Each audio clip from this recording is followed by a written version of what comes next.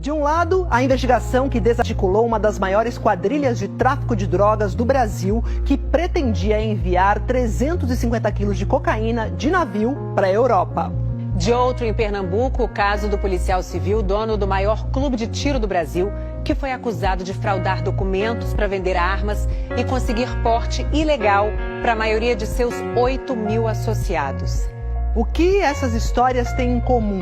O acesso facilitado a licenças para caçadores, atiradores desportivos e colecionadores de armas, os chamados CACs. O Fantástico vai mostrar agora como fuzis foram parar legalmente nas mãos de traficantes e como uma rede fraudulenta armou gente despreparada. A reportagem especial é de Mohamed Saig e Bruno Fontes. Os criminosos estão tendo acesso a armas através da legislação que flexibilizou. Então uma pessoa simplesmente faz um registro de CAC e aí consegue ter acesso a uma infinidade de armamentos, uma infinidade de munições. Você viu aqui no Fantástico. O nome do ex-major da Polícia Militar foi colocado na lista dos bandidos mais procurados pela Interpol e passou a ser chamado de Pablo Escobar brasileiro. Conhecido como Major Carvalho, o ex-PM de Mato Grosso do Sul, Sérgio Roberto de Carvalho, está preso na Hungria desde o ano passado. Segundo a Polícia Federal, até ser detido, Major Carvalho tinha enviado para a Europa 50 toneladas de cocaína ao longo de 5 anos. Além de aviões, o esquema do Pablo Escobar brasileiro também usava navios.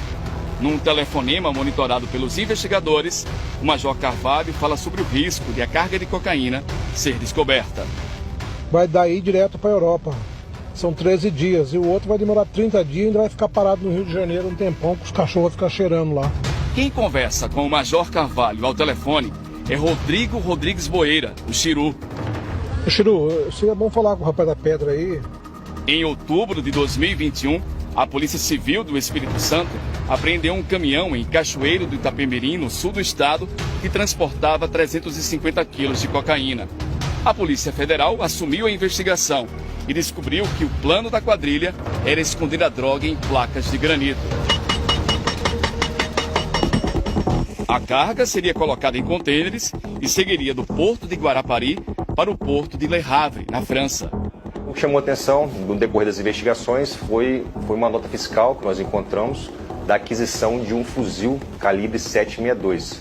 Essa arma ela foi comprada por um dos integrantes do grupo, o integrante que tinha contato direto com o Major Carvalho, que era a liderança do grupo no Brasil. Quem tinha o contato direto com o Major Carvalho era Chiru, o homem do telefonema. Ele e mais 4 traficantes foram presos em fevereiro na Operação Chapa Branca. Pelo menos 5 deles tinham várias armas registradas como CAC. Essa Operação Chapa Branca, ela mostra claramente que traficantes de drogas estão tendo acesso a armas de guerra se passando por CACs.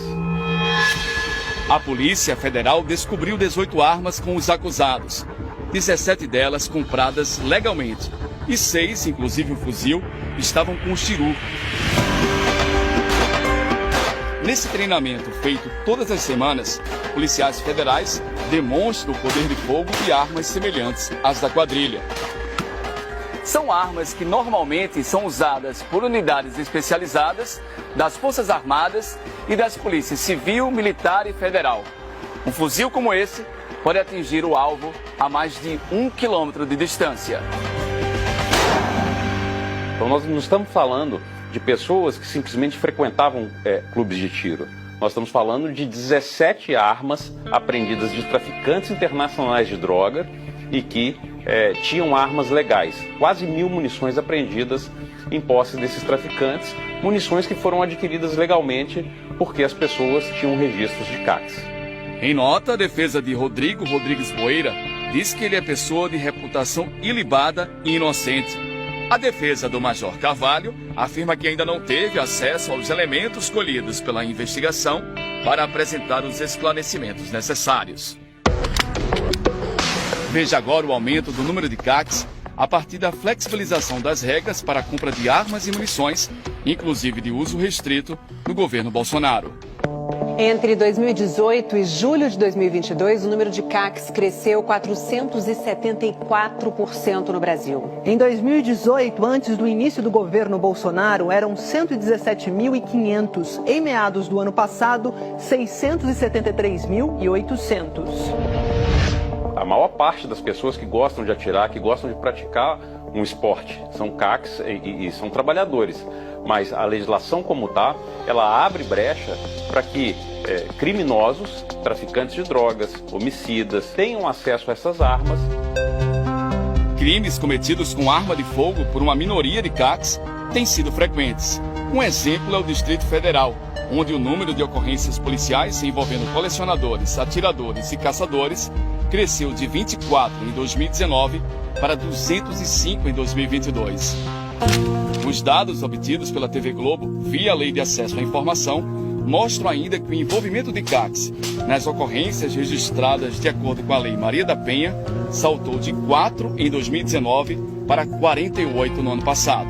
Em 2018, que foi o último ano do governo Temer, os CACs receberam autorização para adquirir quase 59.500 armas. A partir de 2019, primeiro ano do governo Bolsonaro, o número começou a subir. Em 4 anos, foram 904.858 novas armas para CACs. Isso equivale à liberação de 26 novas armas por hora entre 2019 e 2022.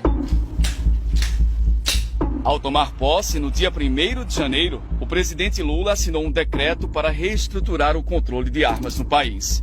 Entre outras medidas, o decreto suspende novos registros de CACs e a concessão de novos registros de clubes e escolas de tiro. Na semana passada, o Supremo Tribunal Federal decidiu por 10 votos a 1 que juízes não podem derrubar o decreto. O decreto criou ainda um grupo de trabalho. Diversos temas estão sendo discutidos no grupo de trabalho, desde a questão, por exemplo, da melhora dos mecanismos de fiscalização, da revisão dos limites de armas e munições que hoje podem ser adquiridos, até o reforço de mecanismos de entrega voluntária de armas e munições no país. Aqui não fecha nunca 24 horas. A ordem aqui é armar a população de bem. Quem diz isso é o escrivão de polícia licenciado Diego de Almeida Soares. Ele preside a Associação dos Policiais Civis de Pernambuco e é sócio em Caruaru do CTA Clube de Tiro e da loja Shopping do Atirador. Em menos de 3 anos, as investigações apontaram que Diego de Almeida Soares ficou milionário. Em 2018, a PF disse que ele tinha R$390 mil em bens e contas bancárias. Dinheiro obtido com a venda de armas e com um clube de tiros. Em 2021, R$60 milhões. A Polícia Federal disse que Diego tinha o maior clube de tiros do Brasil, com 8 mil associados, e oferecia um pacote completo: assistência jurídica, armas e treinamento. A parte burocrática nós montamos também com o nosso jurídico e nós damos entrada também com o nosso serviço aqui de despachante. Numa mensagem de áudio enviada ao clube, um associado conta que foi detido depois de beber e atirar. Mas chega um dia que o cara enche a tampa. Aí cheguei em casa, passou um cara lá, me assustei, aí dei uns tiros pra cima, pronto, chamaram a polícia. Em outra mensagem, uma funcionária do clube de tiro disse que vai omitir informação sobre esse mesmo homem, que quer se registrar como CAC, mas tem passagem pela polícia. O CAC não pode ter antecedentes criminais. Aí a gente vai seguir com os procedimentos e não vai informar o Exército, não, que ele foi parado por porte legal de arma, não. A loja de Diego também tem oficinas de armas. E aí, pessoal, tudo bem? Vamos apresentar agora mais uma customização realizada aqui em nossa oficina. Esse é Luiz Guilherme da Silva Vieira, apontado pelas investigações como o principal armeiro da oficina. Segundo a Polícia Federal, ele não tem autorização da PF para exercer a profissão. As investigações descobriram que nos documentos expedidos pelo clube, o esquema usava dados de outro armeiro. Havia ali o crime de falsidade ideológica. A partir da falsidade ideológica, a polícia identifica mais crimes. Como era um documento ideologicamente falso, havia ali também um crime de porte ilegal de arma de fogo. E no concerto, pelo fato de a armaria não possuir um armeiro credenciado, licenciado para essa atividade, para atuar naquele local, incorria também num crime que é equiparado ao comércio ilegal de arma de fogo. É um serviço ilegal. A defesa do armeiro diz que... Uai, seu app de vídeos curtos.